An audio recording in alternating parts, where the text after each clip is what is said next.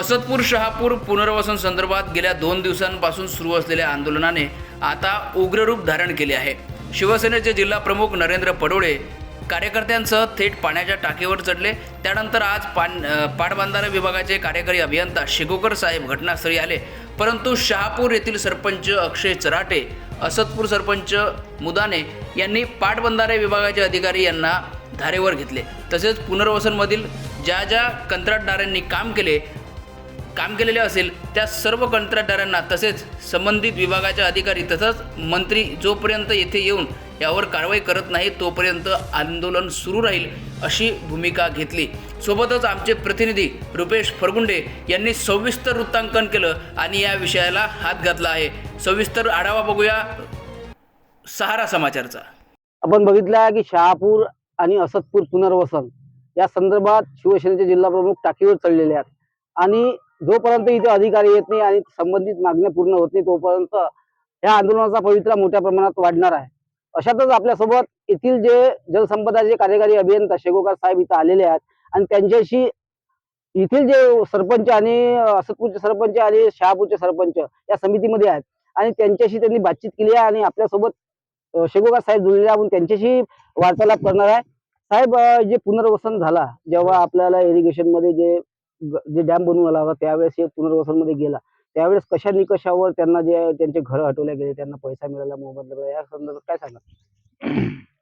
हा जो आहे प्रकल्प आहे या धरणाची चंद्रभागा बॅरेज प्रकल्प हा सापन आणि चंद्रभागा नदीच्या संगमावर प्रस्तावित आहे. हा धरणाला 7 गेट असून 15 बाय 9.25 मीटरचे उभे उचल पद्धतीचे द्वारे आहेत आणि या धरणाद्वारे प्रकल्पाद्वारे दर्यापूर तालुक्यातील जवळपास 1886 हेक्टर जमिनी सिंचनाखाली येणार आहे. या प्रकल्पामुळे अचलपूर तालुक्यातील धरण जे आहे हे दर्यापूर तालुक्यामध्ये येते आणि बुडी क्षेत्र जे आहे धरणाचं हे येते अचलपूर तालुक्यामध्ये. यामध्ये निंबारी, असदपूर, शहापूर, रंगारवासनी, येसुर्णा, सावळी येथील शेती बाधित होत आहे. तर आपल्या धरणाची पूर्ण संचय पातळी जी आहे ती 308.65 मीटर आहे. आपण त्यानुसार सर्वे करून शेतीचे आणि घरांचे संपादन केलेले आहे. आपण या पुनर्वसनामध्ये जे बुडी क्षेत्रात जे घरं येत होते गावठांमधील त्या घरांना तुम्ही पुनर्वसन केला आणि दुसऱ्या ठिकाणी शिफ्ट करून दिला, परंतु त्यामध्ये आपण पुनर्वसन जेव्हा करतो आपण तर त्याचं स्ट्रक्चर आपण तयार करतो, त्याचा सर्व आराखडा काढतो, कशा पद्धतीने केला जातो, तर त्या पद्धतीने झाला नाही. या संदर्भात काय सांगा? सगळे आराखडे तयार करून त्याला आपण टेक्निकल मान्यता घेतो, टेक्निकल सँक्शन घेतो, डिझायनरकडनं त्याचं डिझाईन घेतो आणि त्यानुसार बांधकाम करतो. आपण आताच तुमच्या अधिकाऱ्यांनी एक खंत व्यक्त केली आहे की ज्या पद्धतीचे पुनर्वसन आम्ही पाहिले आहे त्या पद्धतीचा पुनर्वसन झाला नाही, हे शब्द आपण बोलून चुकल्यात. परंतु आज आपण या पुनर्वसनाचा जे भाग पाहिलेला आहे त्यामध्ये वठा असो किंवा जे बांधकाम केलेलं आहे, आता पाण्याची टाकी आहे, या पाण्याची टाकी एकदम वेगळ्या पद्धतीची आहे आणि इरिगेशन डिपार्टमेंटनं PMGP ने बांधली आहे, परंतु यावर ज्या पद्धतीने केला आहे त्यामध्ये मोठा भ्रष्टाचार झाला, आपल्याला लक्षात येत नाही का? आम्ही वारंवार MGPच्या लक्षात आणून दिलेलं आहे की तुमच्या टाकीचे जे कामं करून राहिले तुम्ही वॉटर सप्लायचे याकडे लक्ष द्या म्हणून, आणि त्यांना पत्र सुद्धा दिलेले आहे की चांगल्या क्वालिटीचे कामं झाले पाहिजे. याबाबत पाठपुरावा केला आम्ही. आणि आपले जे साहेब आहेत बनकर साहेब यांनी सांगितलं आहे की बा ज्यावेळेस कोरोनामध्ये आपण जे काम केलेलं आहे अनेक तक्रारी होत्या, अनेक लोकांचा एकटाच व्यक्ती या सांभाळत होता, परंतु मोठा भ्रष्टाचार या ठेकेदारांनी त्या काळामध्ये केलेला आहे. त्यावेळेस तुम्ही काम थांबू शकले नसता का? कसं आहे, बनकर साहेब एकटेच होते आणि पुनर्वसन प्लस भूसंपादन आणि इथल्या नागरी सुविधेची कामे हा एकटाच जेही सगळे कामं करण्यास सक्षम होता, परंतु त्यांच्या तब्येतीमुळे आणि मधातल्या पिरियडमध्ये करोनाच्या काळामध्ये जे पूर्वीचे कामं झालेले आहे करोनाच्या आधीच्या काळात त्या कामाची क्वालिटी चांगली आहे, परंतु करोनाच्या काळात जे कामं झालेले आहे त्यामध्ये रेतीमध्ये डिफेक्ट असल्यामुळे प्लॅस्टरमध्ये प्रॉब्लेम आलेला आहे, तर ते आम्ही दुरुस्त करून देण्याचं आश्वासन देतो. टोटल किती इस्टिमेट आहे पुनर्वसनचे? असदपूरमध्ये 13 आहे आणि शहापूरमध्ये 9 आहे. 9 नागरी सुविधा.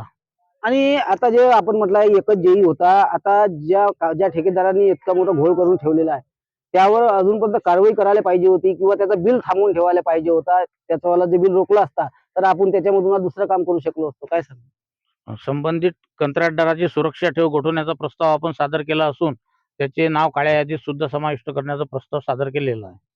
संबंधित अधिकाऱ्याचं नाव कोणी सांगत नाही. संबंधित ठेकेदार श्री खराड कोल्हापूरचे आहे ते. या एजन्सीला आपण काळ्या यादीत टाकण्याचा प्रस्ताव सादर केला. त्याला ब्लॅकलिस्ट मध्ये आपण टाकणार आहे. परंतु हे जे आता इथले जे समितीमध्ये आहेत यांचं म्हणणं आहे की संपूर्ण एजन्सी एका जागी आणा आणि संपूर्ण समक्ष अधिकारी राहतील आणि एजन्सीचे लोक राहतील. किती घोळ झाला हे सर्व सॉल्व हे मंत्री पण मागेल. काय तुमचं मत? ठिकाण आमचे आज वरिष्ठ अधिकारी नागपूरला गेल्यामुळे त्यांच्याशी मी आता आल्यानंतर चर्चा करतो या बाबतीत आणि यांना समितीला एक डेट देतो. त्या डेटला आपण पुढची मीटिंग लावू. आता ही एमजीबीची टाकी आहे. या टाकीवर जो वॉटर सप्लायचा कर्मचारी जर पाणी टाकी सफा करायला जायला पाहिजे त्याला चलता नाही येत, तो जातच नाही. आणि यामध्ये अजून पक्षी वगैरे पडले आहेत, मोठी घाण आहे. ते गावात पाणी पाजून राहिले. कुठंतरी तुम्हाला वाटत नाही का की या पुनर्वसनच्या नावावर ह्या नागरिकांसोबत कुठेतरी आपण धोकेबाजी केली? निश्चितच वॉटर सप्लाय करणाऱ्यांनी त्या बाबतीची काळजी घ्यायलाच पाहिजे. सध्या आता वॉटर सप्लायचे कामे अंतिम टप्प्यात आहे आणि कंत्राटदाराकडनं आम्ही त्याच्याकडनं लेखीमध्ये घेतलं आहे की ही टाकी आम्हाला पूर्ण जे पायऱ्या वगैरे आहेत याला रेलिंग लावून व्यवस्थित का जेणेकरून कोणाच्या जीवितास धोका होणार नाही या पद्धतीचे काम तो करून देणार आहे, असे त्यांनी आजच मला दूरध्वनीद्वारे सांगितलं आणि त्यांना मी इथे प्रत्यक्ष बोलवलं सुद्धा आहे आज. अजूनपर्यंत ते उपलब्ध झाले नाही. त्या टाकीवर सहजपणे चढता येत नाही अशा ठिकाणी आज ते शिवसेनेचे जिल्हा प्रमुख नरेंद्र पडोळे चढले आहेत. त्याला जबाबदार कोण राहणार? मी आमची तर विनंती आहे पडोळे भाऊंना की तुम्ही मागण्या केल्याप्रमाणे आम्ही बरेचसे कामं मार्गी लावलेले आहे. उर्वरित कामे आम्ही मार्गी लावतो तर त्यांनी त्यांचं आंदोलन मागे घ्यावं ही एवढी विनंती करतो. कालपासून साहेब हे आंदोलन पासून टाकी पण चढले आहेत, परंतु तुम्ही आले, बाकीच्या एजन्सीचे आणि बाकीचे अधिकारी आले नाही. नाही, एजन्सीची मागणी आज करण्यात आलेली आहे. त्यामुळे आता आम्ही एजन्सीला दूरध्वनीद्वारे कळवतो ताबडतोब आणि त्यांची लवकरात लवकर येण्याची त्यांना विनंती करतो. आपल्यासोबत हे होते शेगोकार साहेब. आपल्यासोबत अक्षय सराटे आहे, सरपंच आहेत. त्यांच्याशी आपण बातचीत करू. काय सांगाल या संदर्भात? आता साहेबांनी जे आपल्याला आश्वासन दिले आहेत त्या आश्वासनावर जवळपास गेले 2 महिने आपण काम करतून आलो. तेच ऐकून आलो आम्ही की आम्ही इथं काम पूर्ण करून देऊ, काम पूर्ण करून देऊ, पण इथलं एकही काम अजून पूर्ण नाहीये. जवळपास आता ही टाकीच जर पाहसाल तुम्ही आता, या टाकीवर साहेबही चढणार नाही आता. सत्य गोष्ट आहे. सत्य गोष्ट आहे. तुम्ही चढले, तुम्ही पाहिलं. ह्या ह्या रॅलिंगवर ह्या पहिल्या शिडीवर चढताना ते आधीच पहिलंच बॅरिकेड निघालं तिथलं. हातानं निघालं अशा हातानं. पद्धतीची टाकी राहतच नाही. याच्यावर जे जेई होते त्यांनी सुद्धा हे लक्ष ठेवायला पाहिजे. पूर्ण पाणी पुरवठा म्हणजे त्या पूर्ण एमजीपीवर त्यांनी 3,70,00,000 रुपयाचा खर्च केला आणि 3,70,00,000 रुपयात ही आपल्याला हे पाहायला भेटून राहिलं. म्हणजे ज्याच्यावर वरती चढता येत नाही, जिचा पाणी पुरवठा पूर्ण 3,70,00,000 टाकी आहे का? पूर्ण एस्टिमेट आहे तिचं 3,70,00,000 रुपयाचं. म्हणजे पूर्ण पाणी पुरवठा वगैरे, त्यातनं पाण्याचं पाईपलाईन वगैरे आले. शहापूर असेल ना, काही मान्य आहे मला. पण याच्यात 3,70,00,000 रुपयाचं मला जरासं काही याच्यात हे वाटत नाही मला. हे 3,70,00,000 रुपयाचं एवढं मोठं काम झालं असेल म्हणून. कारण की ही टाकी सध्या जेव्हा पाणी भरायची होती तेव्हा हालत होती ही टाकी. साहेब आम्ही या टाकीला आम्ही हस्तांतर करणार नाही. आम्ही जोपर्यंत असू, हे दोन्ही सरपंच आम्ही ठरवून ठेवलेलं आहे. शहापूरची टाकी तशीच आहे.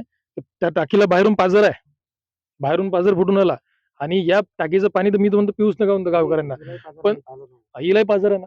वरती आता माझी तर हिंमत नाही झाली. ते पडोळे भाऊ जाऊन बसले. पण ते इथल्या आता हे लोक अधिकारी आले आहेत, परंतु यांच्या याच्यावर तुम्ही समाधान झाले का? नाही, आम्ही समाधानी नाहीये. आम्ही यांना हेच सांगतोय की इथं केलेल्या तुम्ही प्रत्येक कामामध्ये घोळ केलेला आहे. प्रत्येक कामामध्ये भ्रष्टाचार आहे. इथं FRL पासून तर इथं झालेल्या पुनर्वसनामध्ये पूर्णपणे भ्रष्टाचार दिसून येत आहे. आणि हे प्रत्येक गावकरी, कारण की काय होतंय, प्रत्येक गावकऱ्याचा रोष आमच्या सरपंचावर येतो. इथे काम करताना आम्हाला त्रास भोगावा लागते. इथं झालेल्या पुनर्वसनामध्ये जेव्हा घर संपादित झाले तेव्हा पैसे देऊन काही जणांचे घर संपादित केले गेले आणि जे लेवलमध्ये नाहीतच.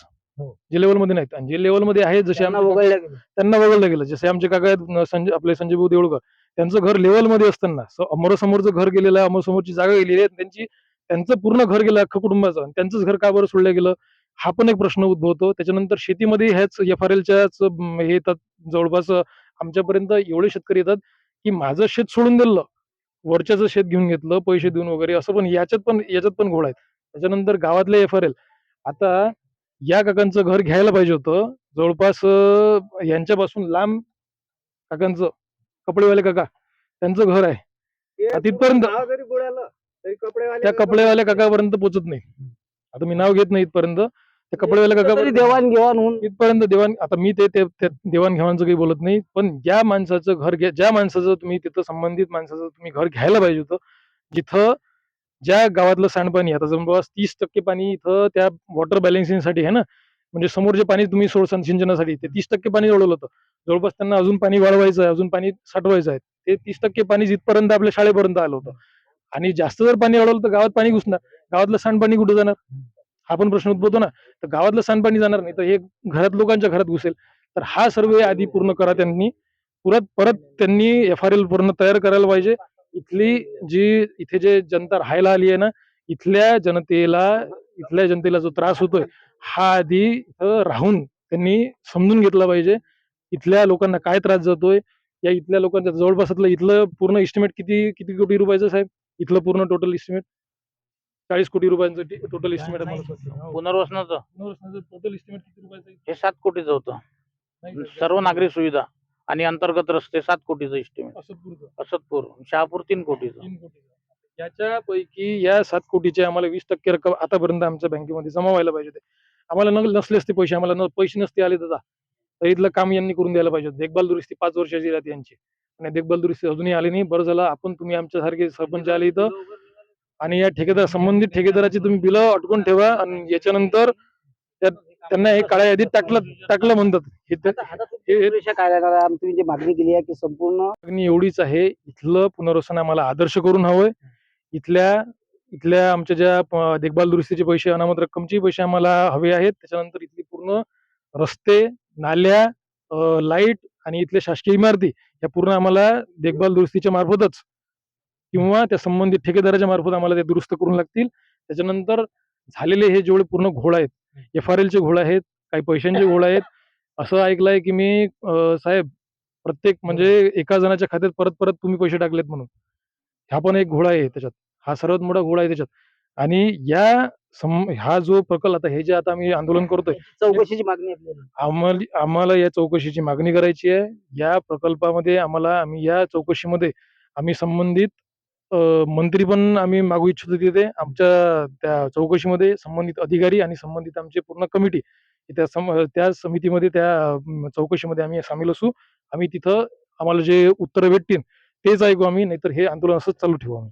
आज टाकीवर चढलेल्या त्या आंदोलनाला मागे घेणार का समोर चालणार आहे? जोपर्यंत आम्हाला समाधानकारक उत्तर मिळत नाही किंवा आम्हाला लेखी तत्वात आम्हाला उत्तर मिळत नाही तोपर्यंत आम्ही भाऊंच्या ऐकल्याशिवाय तोपर्यंत आम्ही आंदोलन मागे घेणार नाही.